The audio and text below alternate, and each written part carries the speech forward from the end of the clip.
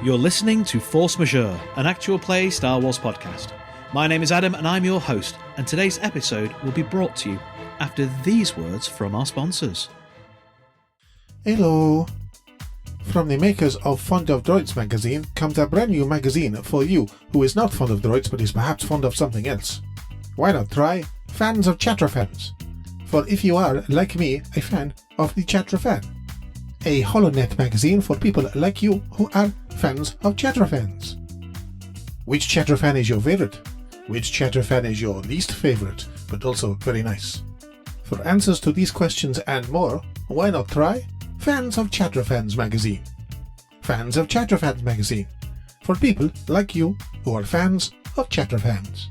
As a special offer right now, buy issue 1 of Fans of Chatrafans and get Nuts About Huts absolutely free. Fans of Chatrafans magazine, for people like you who are fans of Chatrafans. Hello everybody and welcome back to episode 15 of the Coldfire Chronicles. My name is Adam and I am your GM for this adventure, and I'm joined around the virtual table by a number of lovely people, and as they introduce themselves they're going to answer me this question. Given what has now happened, it is vanishingly unlikely you'll ever be able to go back into the inner core worlds. Is there anything you're going to miss? My name's Ed Fortune. I play the character of Oberon Rick. He is human. His career is Seeker. His specializations are Hunter and Ataru Striker. His emotional strength is Justice, and his emotional weakness is Cruelty. Because he is a child of privilege, the thing that he misses the most is fresh fruit. Specifically, fresh fruit grown in the hydroponic farms of the wall, where you can get Meluron the size of your head, and these sort of bespoke hybrid fruits that are juicy and lovely and delicious. And he's not been in a situation where he's gone to like a real garden world or a proper orchard and just had an apple. He's been in plenty of jungles, but he survived on rations, so his world is about to explode at some point when he actually has an orange. Hi, I'm Mim. I play Lassa. She's a human sentinel artisan. Her emotional strength is curiosity, and her emotional weakness is obsession. And she's never really spent much time in the core planets, even when they did have work that took them briefly into the core systems. She mostly stayed on the ship as the engineer. There wasn't much need for her to get off and do stuff. But she did once get to try some Jogan fruitcake. And Jogan fruit are these beautiful purple fruit, and she's never had a fresh one. Although if you talk to people on the core planets, then Jogan fruit cake needs to be garnished with fresh Jogan fruit as well. But she does remember the taste of that, and it was something wonderful. And she will definitely miss the idea of never being able to have it again, even though she hasn't had it in, probably about 6 or 7 years. Jogan fruit cake. Hi, I'm Mikey. I play Jiren. He's a Chist Mystic Advisor. His emotional strength is his enthusiasm, and his emotional weakness is his recklessness. And for Jiren, the main difference between the core worlds and the Outer Rim is the people. If you're in the Outer Rim, you expect a certain amount of, what's the best way of putting it? Cynicism. It's more difficult by a significant amount to trick people into doing what you want in the Outer Rim. If he doesn't go back to the core worlds, Jiren is going to miss idiots. I think he really, really will miss being able to tell somebody something and they immediately agree with him. He's going to miss that innocence of the core worlds that you don't get in the grittier, more cynical people of the Outer Rim. It's so much easier doing a scheme, a scam, doing shenanigans when people don't expect it. Hi, I'm Ross. I play Agatha, a Morylan warrior Aggressor Colossus, whose emotional strength is his pride and whose weakness is his obsession. And I think, a bit like Jiren, his memory of physical things isn't something he's going to be missing, because every so often he'll have worked for people of power, people of influence who've been able to get through underhand means little luxury items on it every so often. So as an adult, he's had these little luxuries, he's had tastes of, even if he's not been the one in charge. But I think the thing that's most going to be lingering is just simply from home, is just the sense of impressiveness that people have as a matter of families and generations of tattoos and histories. And it's a thing he's not going to have been bound to a lot because he hasn't seen people from his homeworld for the most part over the last couple of years, Vitara being a recent exception. So everybody he's come across has their own individual personal history, but that power could have been taken away at any moment. There's not really a sense of generations or lastingness about it. And so that kind of impressiveness is something he's probably missed and something he's not encountered for quite a long time.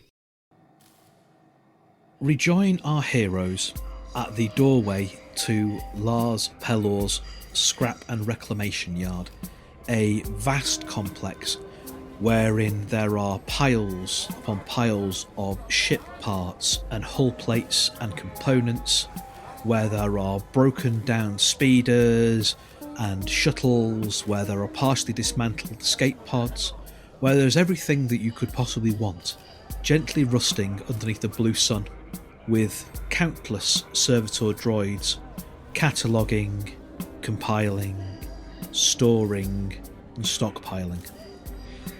On one of the landing pads here, waiting to be broken down for spares, there is the gaudily coloured YV929, the Foolhardy Gambit. And we rejoin our heroes as they take this site in, and as Jaren focuses on the vessel that was his pride and joy, his home, for countless years. Players. That there, my friends, is the finest ship we could ever use for shenanigans and ploys and schemes and, well, just getting from A to B. It is not the quickest of ships. It is not the most maneuverable of ships. But if you want to get to B, and C is in your way, you go through C to get to B with that ship. Adam, Lasse would like to have a look at the ship and tell me whether it looks like junk and is, or whether it just looks like junk but is okay. From where you are, it's a fair distance away. This is, as I said, it's a big ship, this is a big yard. It's too hard to tell. There is definitely damage to the superstructure, but whether or not that's something that can be repaired just by basically replacing the hull plates that have been damaged, or whether this is something that needs a complete overhaul, you can't tell from where you are now. You'd need to get closer, look at the diagnostics, and probably go inside and kick the skirting boards a little bit. Fair. Everyone takes one look at it, turns around to Jiren and just goes, "That looks like someone just strapped a hyperdrive to a Panther." Oh, no, you cannot modify a YV929. That's how they come. With the graffiti? Oh, the graffiti, no. Well, you've got to blend in. It doesn't look like it's blending in at all. As trash. I mean, they're really big engines, don't get me wrong. Those are really big engines. And look at the guns. I mean, I'm assuming it's belonged to someone since you, but that's been used to ram things. Jiren, again in the blue light, looks terrifying, but that's because his smile in this point is a bit terrifying. So, I know, yeah. Well, it worked. You were kidding me. There was a lot of armour on the Foolhardy Gambit. Oh. Okay, so we won't be doing any quick dives in that ship. Okay, big engines though. Big engines. It'll need them. Well, it does, you know. I mean, it's not great in atmosphere, I have to admit, but you don't need to be. It is not a ship for darting around. It is a ship for going in a straight line and getting the job done. And ramming straight into the side of a moon, yes. No. You never rammed straight into the side of a moon. Of the two people here, who recently rammed straight into the side of a moon? It was you, wasn't it? Yes, and we barely survived. You would survive with the Gambit. Also, there is exactly the right amount of cup holders. I need the ship. That explains the lack of landing gear. It just breaks. Right, I see. I never rammed a planet. It was all just other ships. And don't tell me it's so heavy it's got a series of barber's chairs, yes? No, it's got a series of barber's chairs because I want to be comfortable while I fly around. I mean, we can look at it. I am. I love that ship. So it's a big ship, but it's out of shape. Right. Well, let's talk to Lars and see what history it's got on it. He's not wrong. If we get into any entanglements, we will definitely be able to get out of those entanglements. If Lars doesn't know the history, we shouldn't tell him. All right. Let's go talk to them. Sorry, Lasse, what are you concerned about? Imminent prospect of death? I mean, if the inside's as bad as the outside, I mean, look at it. The inside is not as bad as the outside. The inside's quite nice. Or at least it was quite nice. That's a light freighter suitable for escorting fighters. It's not a transport. Do we need to transport anything? And there is enough room to transport things. Okay. I mean, it's certainly not subtle. There's at least 100 metric tons worth of cargo space. At least. Possibly more. We'd have to take out the jacuzzi. It's a gunship. I don't think it'd really give us a low profile, would it? How much of a low profile do you want? I'll put it another way. This ship has significantly less of a high profile than the ship we just stole. Because we just stole that. That is a good point, actually.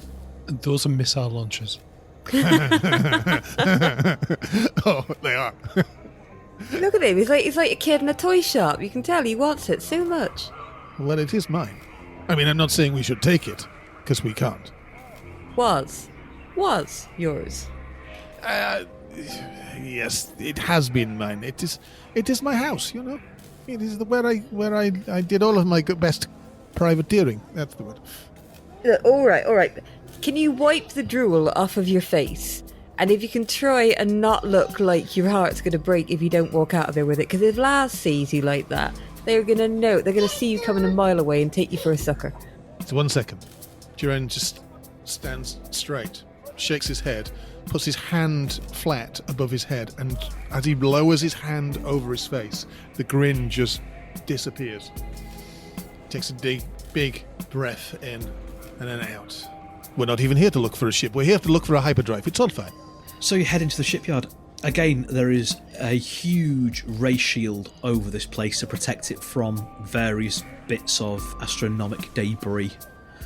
It's slightly further round from where you landed, and you can see that there's slightly more impacts here from various bits of space debris, some of which look like they might just be, high velocity nuts and bolts that have come out of one of the other scrap piles on the part of the planet and got dislodged, that sort of thing, kind of ricocheting off the shields as you come in.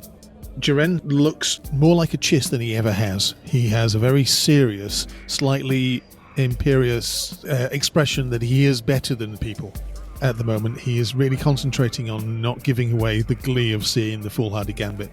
He's walking like he's hiding an ironing board. He's being very careful, very dignified, which is a little bit different than he usually is. As Jiren and Lassa sort of take the lead, Agatha's going to sort of hang back a little bit with Oberon at the back and just ask, remind me when he told us how he ended up in prison. Was mutinying on this ship? Yes, it was mutiny on this ship. Right, good.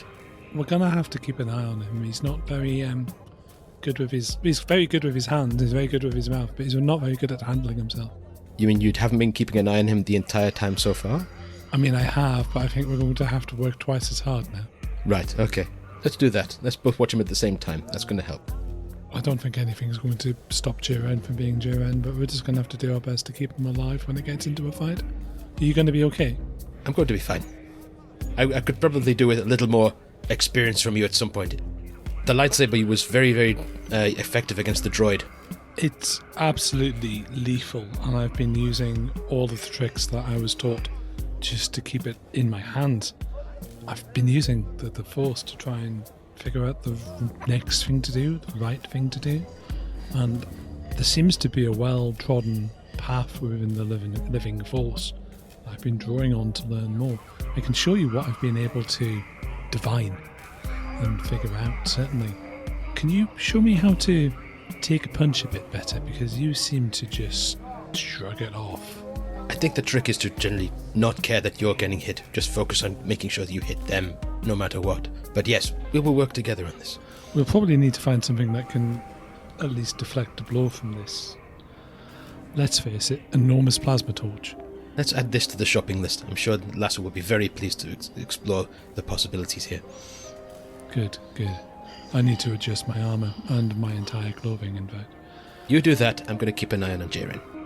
By this point, by the time that you two have had that conversation and Jiren and Lassa have kind of pulled ahead a little bit, you're about in the middle of this breaker's yard looking for the converted storage crate that's operating as the main office for this, when you realise that one of the droids that's buzzing around, yes, it is a droid, but there's something more going on, and as it gets closer and closer to you, it looks at first glance like an Imperial probe droid.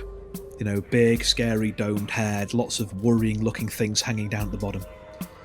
The worrying-looking things hanging down at the bottom, the appendages are still there, but rather than having syringes and laser cutters and implements of torture, they've all been replaced with tools. Arc welders, spanners of varying gauges, little tiny manipulator hands, all that sort of stuff. And the top of the dome of the probe droid has opened up, and there is a chair mounted on the top of that, supported by the repulsors.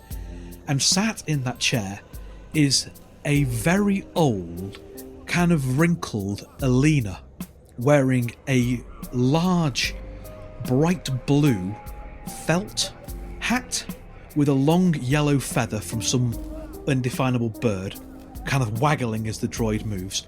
They're wearing tiny little smoked glass glasses that are resting on their snouty nose. And as the droid gets closer, through the little amplifier built into the droid, this Alina's voice goes, Well, Lassa Stingin, as I live, breathe and float. Ain't seen you around these parts for a whole hill of sunrises. What you been up to? And how can I help you? Welcome back. See you brought some friends there. That can't be. Tell me that's not that cheeky blue scoundrel Jaren. I believe you might be mistaken. Says Jaren. My name is Jason Warmfrost. He smiles like, yeah, it's me. 2 new friends as well. Well, I'm assuming you ain't here just to chew the fat. Come into my office and let's talk some business. and without kind of breaking the motion, the probe droid wheels and heads towards the converted office building. Lassa elbows Jared subtly in a, You know Lois too? What are you telling me you knew Lois? I've been everywhere. He shrugs in a, well, you know, I'm from many different places. You head into the main office. The main office is a reflection of the scrapyard outside, in that there is a big desk in there. There's no chairs, and behind the desk you can see the Aline hovering around in their probe droid. There are piles of smaller parts in here, smaller capacitors, various bits of broken down weaponry, droid spares, all in big kind of plastic bins that are stacked up haphazardly. There are some extremely small pit droids that are going around again, filing things and moving stuff around. And as you come in, the Aline gets behind the desk, nods, and two pit droids kind of footle around in a pile and then drag out with the squeal of metal on metal a long church-style pew which is put down on the other side of the desk. Sit yourselves down. Let's have ourselves a chat. You can tell me all about it. Jaren leans forwards, all smiles. Lars, it is good to see you, although I do not know who this Jaren is. As I have mentioned before, am Jason Warmfrost. There's a pause. Lars nods in an understanding fashion. My mistake, Jason. I am captain of a wonderful little ship, which we have docked recently, which we are looking to improve upon. Everything always needs improving on. If you stay still, you get stagnant. So we are looking for interesting parts, interesting things to improve our fully functional and working ship that we have at the moment. So it is foolish of us to say what it is that you have, because you have everything. You are well known for it. But I'm thinking we could be improving upon our hyperdrive. Perhaps embellish our crew with a droid or two. Well, hyperdrives we got in by the pile. I'm sure we can find something to fix you up here without no real problem whatsoever. Mm-hmm. Droids, less so. Most of the droids who I get around here I tend to keep for myself. It takes an awful lot of droid power to keep this place running around, and I don't much like working with organics. Can never really trust an organic. You know, present company excluded. I mean accepted, whichever one. Oh, no, I agree. You can very rarely trust an organic. Something I pride myself in. However, I would suggest maybe going to Rusin for that. So hyperdrives is what we are looking for right now. We are hoping that you might be able to help us, and depending on the stock you have, maybe looking a little bit further into adding some more bells, whistles, and what have you onto the ship. The Aline smiles, a big crocodile grin. You know, it's funny, Jason, because obviously we ain't never met before, but You do remind me of someone I used to know, hence my naming confusion. And Well, all us chiss look alike, isn't that not right? I wouldn't go so far to say that. Tell me of this handsome stranger that I do not know. Well, the Chiss I used to know some years ago. Last time they came into port, they had a very different ship. Well, it is important not to get too attached to things. But I do recall this very handsome stranger I have never met having a different ship. Why do you say? Well, 'cause that ship may have recently come into my possession following a failure to pay appropriate dues by the subsequent captain. Well, if you were to sell a ship, that would be a much better payday for you than, say, just a hyperdrive. But you would have to make it worth the while of somebody who comes into your establishment just to buy a hyperdrive for them to spend the extra credits, you know? Maybe we could do an exchange, hypothetically. Hypothetically, an exchange would certainly be something I'm interested in here, my friends. Depending on what ship you're willing to trade in, we'll have to see whether or not it's of an equivalent or suitable value. It could also be that there might need to be perhaps other sweeteners put in on either side to make sure of a satisfactory resolution for all parties involved. And the Aline grins, that big crocodile grin again. Well, I tell you what, Lars, if you've got any bits and bobs that need a particularly fine eye going over them, you know I'm a dab hand at fixing things that other people would have thrown away long ago. My primary problem, Lasser, my dear friend, is not the sort of thing that can be repaired with a hydro spanner and a little bit of time. As if it was, and it was worth my while to do, it would already have been done.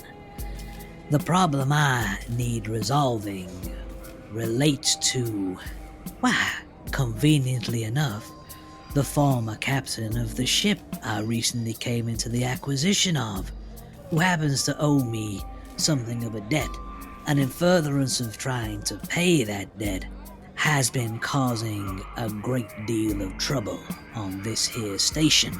Of course, I do not know this man, but his Borzuk is still here, right?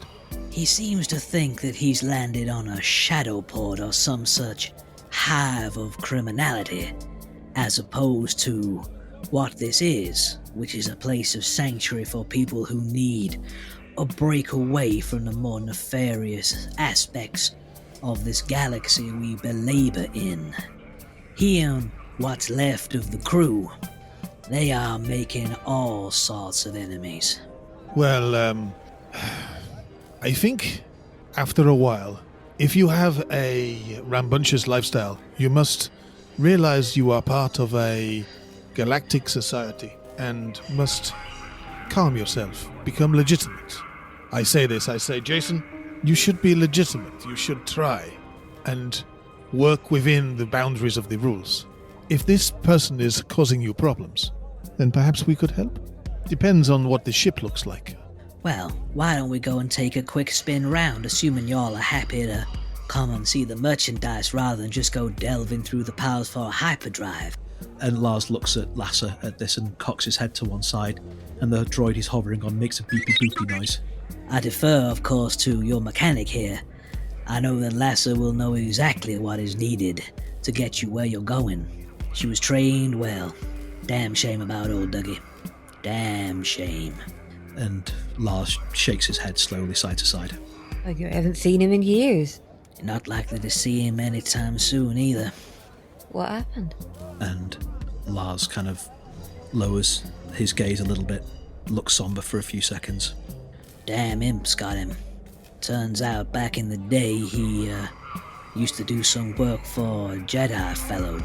And then when everything kind of fell apart and the Empire put that hat on, he still tried to carry on what he saw as the good fight. I think he was with the Witch at first, but when the Witch got sold on here about 10 years back and you all signed on to new cruisers, he got himself in with a group of idealists out to shake the tree, you know. They were railing against the evils of the Empire, and I'm not one to deny that what they done ain't nice to a whole load of folk, especially if folk looks more like me than looks more like you. But that ain't a fight you're gonna be able to win. But he was taught wrong by that Jedi fellow, you know. He was a hopeless optimist and he decided to get back in the field. Caught him about 3 years back. He always was stubborn if he got an idea into his head. Well, ain't much getting in his head no more, save maybe the worms. I poured one out for him. I always liked that old crew. Ain't many of his type no more. Vanishing breed. Well, ain't none of us getting any younger, are we? Oh, I don't know, you're looking good. Spare parts must be working for you. Well, benefits of being here, you know, I got myself my little droid here, and He pats the probe droid he's sat on. saved me a whole load of walking around since my legs didn't work quite so good these days. But anyway, enough of being so maudlin. I can see I'm dampening the mood. Your two friends over there look like the more cheerful sorts. I'm sorry to bring y'all down. If you care to follow me, how about I show you around the property for sale? Well, I tell you what, Jason, why don't we go and have a look at this other ship first? And then I can go rummaging, because you know me, I'll get lost in those piles for hours. You've always got so many tasty treats to find. Let's look at the thing we know where it is straight away, and then we can look at the hyperdrive if it is not something we are interested in. Although if it is not on the table, the Foolhardy Gambit, it may still be something we can help you with, the errand captain, for we were always looking for something to do. Well, I'm certain we can come to some form of agreement one way or another. Come on, follow me down. And he floats out of the office and towards the Gambit. With the prospect raising conversation of a potential enemy, Agatha is starting to look around a little bit more thoroughly to see if we're being noticed by anyone. And I think he'd probably nudge Oberon to look around a little bit as well, because Oberon's probably got a better eye for the long range than Agatha has. Oberon's already tried to figure out the various kill zones and all the rest of it, where they are, because old habits die hard. Yeah, but Agatha's not good at the assuming you know stuff, so he's going to nudge you with his elbow anyway. He nods in a kind of, and then looks at a certain point, and then carries on, looking around whilst trying not to look around. The way this place is set up, there's no real kind of great kill zones, but there are an awful lot of potential ambush points, because it's just big piles of junk and parked up stuff. Because of the way everything is, yeah, like a high vantage point wouldn't do you much good. There's an awful lot of cover, chest-high walls, or equivalents thereof, you know, piles of scrap, that sort of stuff. It would be a running battle zone rather than anything else should anything kick off. I imagine as well we're being watched by at least half a dozen droids. Yeah, there's an awful lot of droids and they don't stop the work they're doing, but you are very aware that you are being observed. And it is clear that every single one of these droids in one way or another is armed. Not necessarily obviously, I mean, I'm not talking heavy ordnance, we're not talking deep levels of this is my light repeating blaster cannon. These are all integrated and most of them are stuff that serves multiple purposes as well, but that can be used in case of violence. No one wants to be on the wrong side of a welding iron or a large wrench, for example. Yeah. No. And you are taken to the Gambit, and we're going to montage around a little as you are toured around the Gambit. So, mechanically speaking, I would like a mechanics test from Lasser, and it is a flat 2 difficulty. And this is just so that you can get an eye in what kind of work actually needs to be done, how long you reckon it would take you to fix up, what's obviously damaged. Because, you know, Lars does kind of take you around, does let you connect to the very diagnostic computers. There is still some power going to this place. And then when the mechanical stuff has been dealt with, Mikey, I would like you to talk us around some of the features of the Gambit that the crew come across. Okay. Because it's not been retrofitted that much in the years since you've been here. Yeah. So, having just rolled the dice, that is a triumph, an additional success, and a light side and a dark side, and I'd like to spend that light side for an extra advantage, please. Okay, cool. So, the Gambit is not as badly damaged as it first appears on first look. The main problems with it, to be honest, are hull damage. This has been in fights. Mechanically speaking, it's down to 14 hull points out of the usual 23, so it's taken a kicking. This has been through a couple of bad scraps and has come off the worse for it. Now, hull damage is fairly easy to repair. Mostly what it does is take time and money to buy new hull plates and then weld them all on. The rest of the systems in here, and this is what I'm going to use your Triumph for unless you want something else, the rest of the systems in here are fine and functioning. They just need a little bit of TLC, some very minor repairs and tweaks, but it's all below the abstraction level in terms of getting things back up and running. Okay. The concussion missile launchers, they have all been used, because it does have concussion missile launchers. All of the missiles are gone. They have all been used, they are out of stock. And unlike blasters, if you want some missiles back on here, you'll need to find a supplier that can provide you with them and then buy them. And they're not necessarily the cheapest thing or these things to get hold of, but this, if you happen to know an arms dealer or something like that, you might be able to pick them up. I don't know what you want for your advantage. Do you have any immediate ideas, or would you like to maybe pass that along as a boost for any negotiation rolls for when it comes to haggling for spares? Yeah, I'd like to pass that on to Jason. He can either go, actually, look, this is damaged, I want a discount, or, aha, I'm not going to tell them, but this is in here, and that makes it worth a bit more.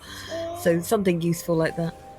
I would say that what that advantage actually is it looks... I know you said it doesn't look as damaged as it first looks. Maybe Lars hasn't noticed it's not as damaged as it is, and that's where the advantage comes in from when I roll.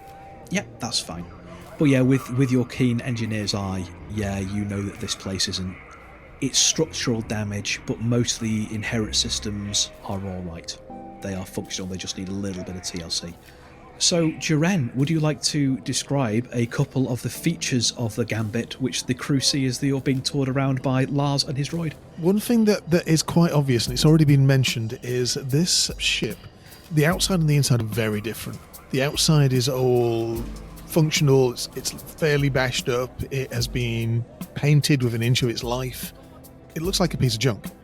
Whereas the inside, quite clearly, Jiren at some point, or at least some captain of this, has been quite good at piracy, because there is a certain amount of luxury to the inside. It's not like Lando's ship where everything is white and crisp and clean. It's clearly all lived in, but in the cargo bay, a certain amount of it is made up, as we mentioned before, by a jacuzzi. The crew quarters are all very lavishly made up. They're not tacky, but the beds are quite obviously high value, comfortable things. There's definitely been a makeover on this ship on the inside, where quite clearly somebody's thrown money at it. All the seats are redone. The galley seems to have been made from parts of other things, but it is quite high range equipment in there, quite high range electronics. You would not, if you were inside the ship, think that the outside was anywhere linked to it. It is quite clearly almost like a pleasure ship on the inside, and the outside is just a mess. Quite clearly, people lived here, and people lived here and had money. I think at some point while walking around, I'll be getting a gauge of whether people want us to take this ship or not. And then hopefully what we will do is we will show Lars what ship we have. Basically, this is our manifest where we're looking to replace this, and then come to some form of negotiation as to whether we can exchange the ship we have for this ship and maybe a job of his to reclaim some lost credits from my treacherous first mate. Lassa's opinion and expression is very much of the, if you want it, you can have it and I'll make it fly. She's very much a case of it, fine, whatever, we can have this ship because it means a lot to you. So I think what I'd like from you first of all, Mikey, Yeah. I think I would like a perception, and this is going to be reading Lars's body language effectively to gauge that. Do they actually want to sell it? How much do they care? Oh, no, you know what? I'll tell you what. Do me a charm test, first of all, because Okay. this is the preamble to the negotiation, where you're winkling more information out of him, what's gone on, whether he wants to sell it, all that kind of pre-negotiation chat, I think. It's going to be opposed, and I think it's going to be opposed by 1 red, 2 purple. and a setback, I think. Okay. I ignore setbacks for at least once on charm. I'm also gonna... I don't know if I can use it. Can I use Knowledge's Power to up my force rating so I can get an extra force die in this? I think I can. I'll allow it. It's a cool power. Because you can't use your force die on Negotiate, can you? Yes, I can. But I don't have as high on Negotiate as I have charm. Okay. But let's get some bonuses from this one. So that is 3 yellow, 5 boost, 3 force die, a red and 2 purple. So this might be all right. Oh, you just cursed it. I know, right? Okay, so that's not as good as those boost die did very little. Still 0 blues, man. Still 0 blues. Exactly. So we have 1 success, 4 advantage, 1 white force die, and 1 black force die. So we will use the white force die to add another advantage in. So that gives us a 1 success and 5 advantage. So, what you managed to get out of Lars throughout the course of your talking here is this. Lars doesn't care massively about whether he sells the ship or breaks it down and sells it for spares. The reason why he's not sold it yet is because Bosco basically owes him money for it. Yeah. He's pawned it to Lars. Lars would rather sell it than break it down at this moment in time, because Lars currently has a debt and wants that debt paid off. Lars doesn't particularly care who pays that debt off, and whoever pays that debt off gets the ship, as far as he's concerned. And if Bosco's got a problem with that, then Bosco should have paid his bills in time. Yeah. That's how this works. It's not a shadow port. You don't get away with intimidation here. Okay. So that is the starting position. Lars wants his money back one way or another. He would rather sell the ship wholesale, because that will save him droid hours, because it means he doesn't have to break it down for spares. But one way or another, he's getting his money back. So that's the starting point, so it puts you in a more favourable position when you come to make your negotiate. Yeah. Would you like to spend some of those advantages for more information about what's happening with Bosco and your former crew, or do you want to pump them all into more boost die for your negotiation test? Let's spend some on a bit more of information about the Okay. How I reckon we'll do this one then is I'll give you a piece of information for one. Yeah. And then you can decide if you want to spend another one for some more, and we'll balance it that way. So, Bosco, and there are 5 members of the crew that are left here. You know them all. They were always the more bloodthirsty and violent member of your crew.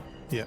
They were the ones that wanted to be pirates because they liked hurting people and stealing their stuff.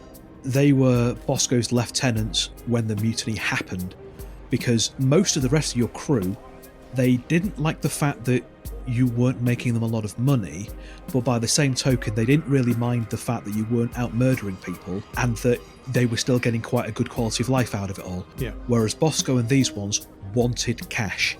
They thought that spending money on making the ship this glorious floating hotel was a waste of their money that they could then spend on guns and spice and that sort of stuff. So that's what's left. All of your loyal crew members and the ones that were half decent have since got other jobs since they came here on the stopover. They have moved on. Okay. So that's what you get for your first advantage on more information. Now that's fine. I think we will use the rest on a boost on the negotiation to see if this is actually viable. Okie dokie. So, yeah, you've brought the schematics for Rilko's Twitch. There is a conversation had between Lars and Lasser about the damage that's done and the repairs that are needed, and that sort of the technical side of the discussion, while leaving you to do the actual negotiation. So I would like a negotiation test from you. Yep. This is opposed by their negotiation, and you're going up against 3 red and 2 setback. There are 3 light side points in the pool. I think I'm going to spend at least one of those light side points on bumping me up to a yellow on one of my dice. No problem there. Let's give this a go. There are 3 reds in here, so let's hopefully it won't be too bad.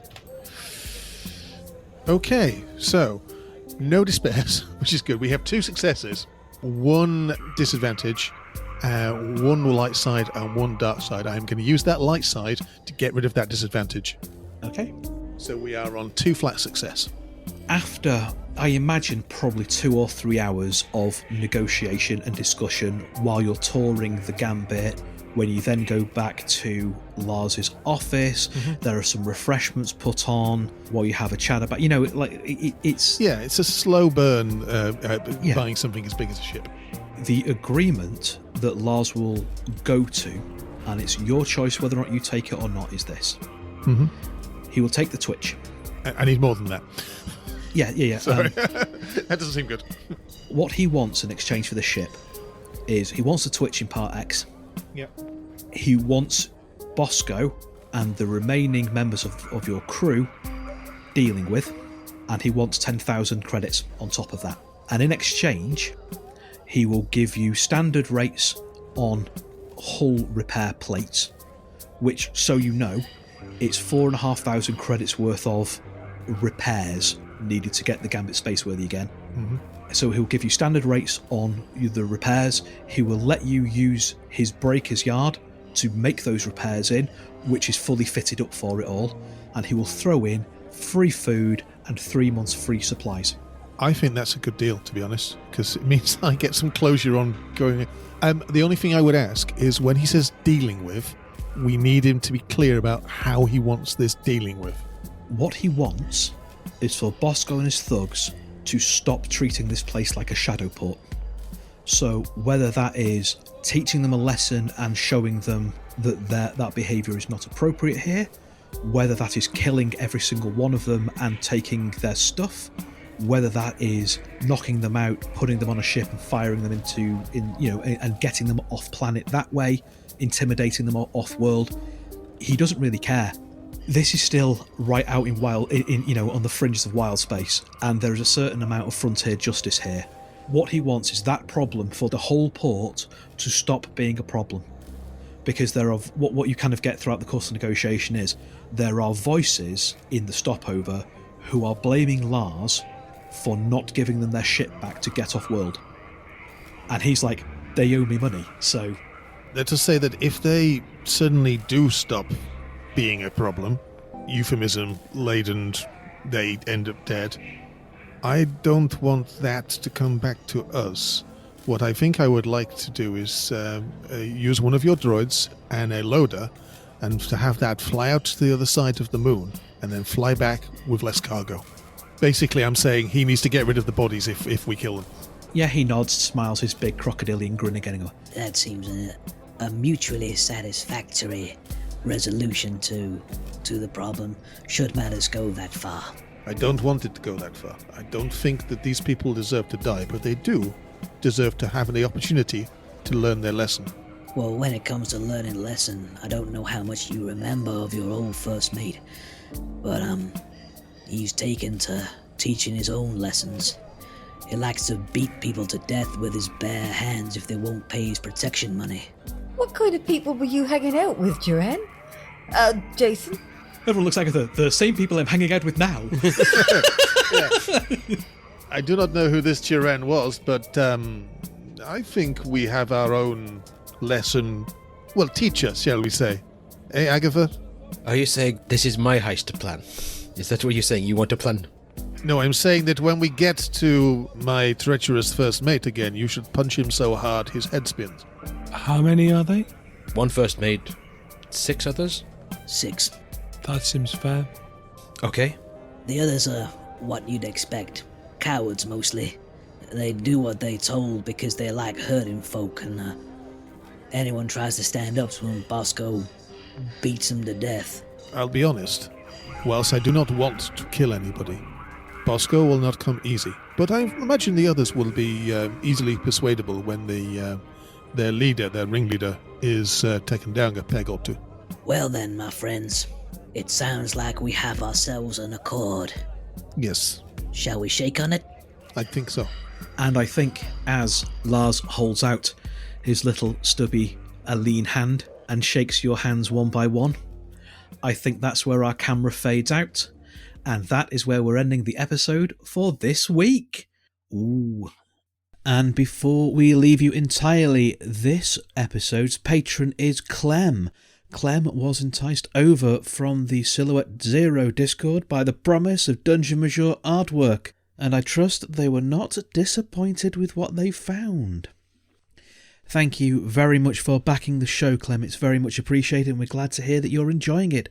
And thank you as well to the rest of you, to my players for playing, my listeners for listening, and everyone out there generally being awesome and making the world a little bit of a brighter place. Y'all look after yourselves, and we will see you next time.